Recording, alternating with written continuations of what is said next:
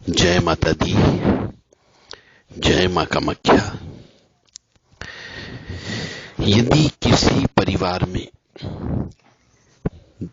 ज्योतिष शास्त्र के नियम के अनुसार स्त्री या पुरुष, पति पत्नी की किसी की भी पत्रिका में मंगल दोष की वजह से बच्चे उत्पन्न नहीं हो सकते या संतान सुख नहीं मिल सकता, तो इसका अर्थ ये होता है कि पिछले जन्म के पाप कर्म की वजह से ऐसे स्त्री पुरुष को संतान सुख प्राप्त नहीं होता है। जिन्होंने पिछले जन्म में स्थान देवता यानी ग्राम देवता, उनका श्राप होता है यानी उनकी पूजा नहीं की है, इसलिए स्थान देवता की पूजा करते रहना चाहिए, ग्राम देवता की पूजा करते रहना चाहिए, या फिर भगवान कार्तिक स्वामी का श्राप होता है, या फिर भाई का श्राप होता है।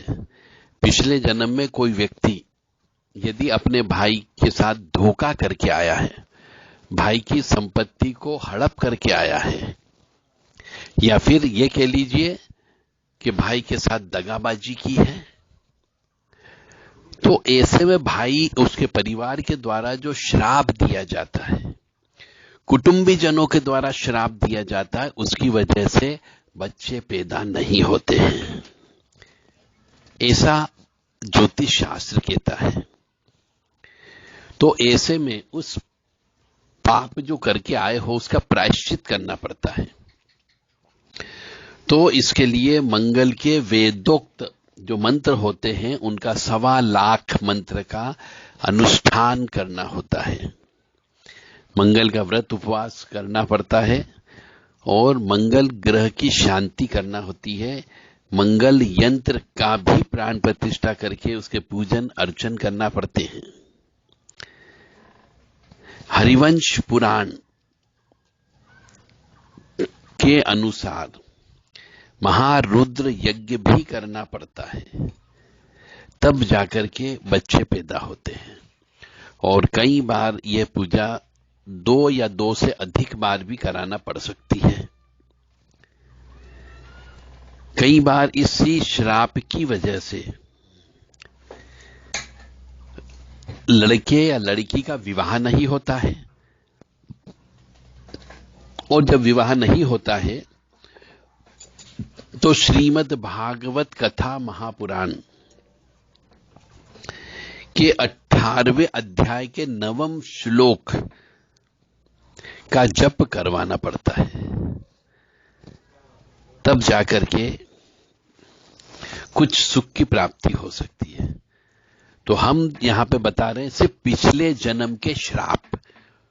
तो सिर्फ आप सोच सकते हैं कि पिछले जन्म के जो श्राप है, पाप कर्म, यानी भाई की संपत्ति को हड़पना, ग्राम देवता का अपमान करना, या अपने कुटुंबी जनों की हाय बद्दुआ लेना, जिससे बच्चे पैदा नहीं होते हैं।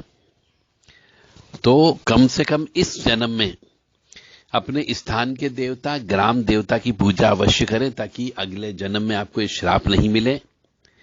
कार्तिक स्वामी की पूजा करें, जब भी शिव जी का अभिषेक करें, रुद्राभिषेक करें, कार्तिक स्वामी को भी याद करें।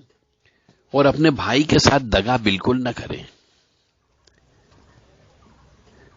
प्रॉपर्टी, संपत्ति, जमीन जायदाद, सोने चांदी, पिता की संपत्ति, दादा की संपत्ति, किसी भी मामले में भाई के साथ धोखेबाजी नहीं करें। और कुटुंबी जन यानी उसमें सभी जन शामिल हो गए, परिवार के सदस्य, उनका भी श्राप लगने की संभावना होती है। तो अगले जन्म में यह संतान उत्पन्न नहीं होती है। तो अब इस जन्म में यदि आपको ज्ञान मिल रहा है तो आप ऐसा कोई भी कृत्य न करें, ऐसा कोई कार्य न करें जिससे भाई का या परिवार का या ग्राम देवता का श्राप आपको मिल जाए। तो कोशिश की जाए, यदि नहीं हो रहे हैं वर्तमान में तो ये मान करके चले कि आपको इन का श्राप है। इसके लिए जो पूजा पाठ है वो पूजा पाठ करें, हरिवंश पुराण का पाठ करें, महारुद्र यज्ञ कराना होती है, मंगल की शांति कराना होती है, मीठी रोटी गरीबों में या कुत्तों में खिलाना पड़ती है, मंगलवार के व्रत उपवास रखना पड़ते हैं, उज्जैन में मंगलनाथ मंदिर पे जाकर के पूजन अर्चन कराना पड़ती है, और घर के बाहर कुत्ता पालें और उनको भरपेट भोजन कराएं। शहद जो मंगल की ही होती है, वो शहद भी हनुमान जी के सामने रोट पर रख करके चढ़ाएं और फिर बाद में होम कर दें। इससे भी काफी कुछ हद तक आपको राहत मिल सकती है। जय माता दी, जय मां कामाख्या।